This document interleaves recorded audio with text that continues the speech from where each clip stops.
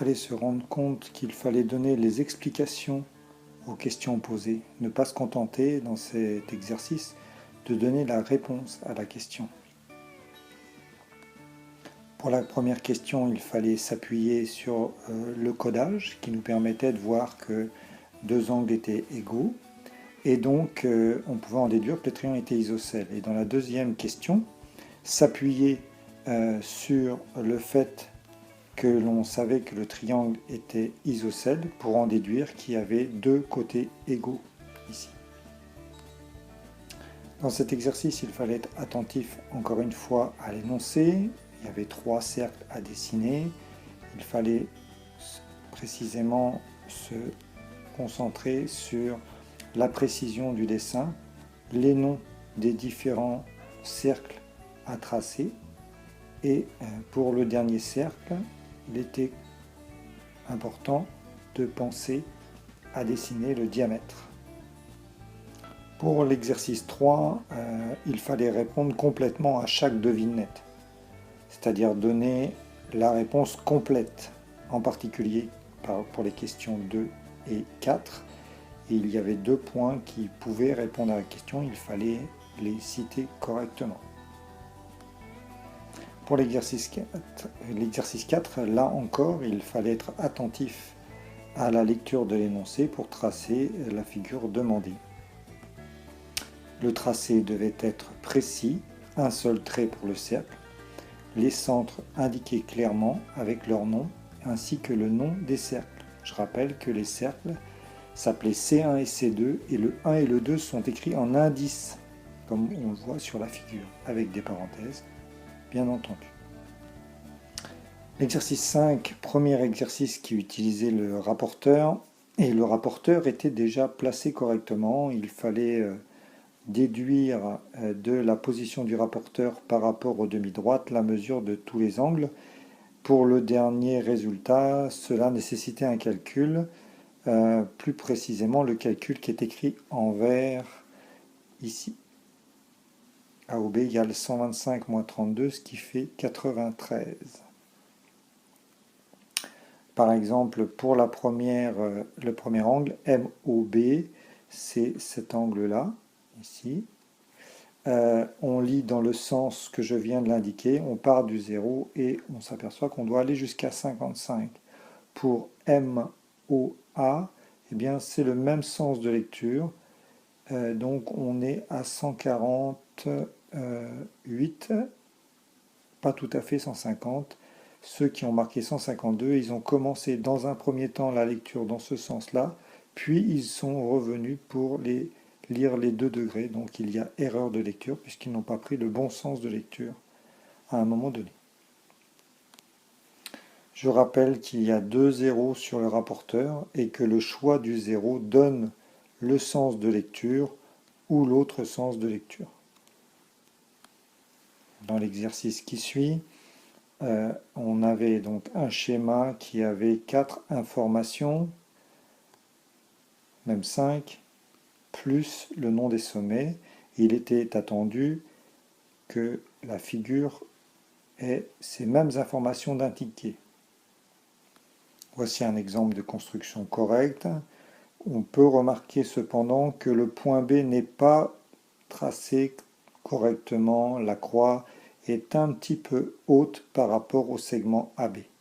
Le reste, par contre, est tracé précisément. On remarquera que la mesure de 3 cm a été tracée au compas, ce qui est, à mon avis, une bonne idée. L'exercice suivant est la construction d'une figure sans avoir le schéma au préalable, juste des informations. C'est la raison pour laquelle un schéma me semble particulièrement indiqué, ce schéma, même si l'angle 232, qui est un angle obtus, est représenté ici sous la forme d'un angle aigu, ça n'a pas vraiment d'importance. Ce qui est important, c'est d'avoir noté toutes les informations qui étaient nécessaires pour cette construction. Ensuite, dans un deuxième temps, il était important donc de tracer le segment de 7 cm, l'angle de 132 et 5 cm. Dans cet exercice, il était important de respecter bien évidemment la priorité des opérations. Donc dans le premier calcul, c'est la multiplication qui est prioritaire. Donc on effectue la multiplication en premier et on ne range pas le calcul dans un autre sens que dans le sens où il a été donné. Et ensuite, puisqu'on a des opérations de même priorité, on les effectue de la gauche vers la droite. Donc 4 plus 45, 49, puis 49 moins 3 égale 46. Mais on écrit le calcul complètement au fur et à mesure. On effectue la première étape, on recopie tout le calcul, on effectue la deuxième étape, on effectue l'écriture complète de ce qui reste à calculer et on finit par le résultat final. Là encore, priorité des opérations pour le deuxième calcul, la multiplication. Donc on recopie tout le calcul en remplaçant ce calcul de départ par son résultat à l'arrivée. Même chose ici pour la dernière étape, on obtient 9,6.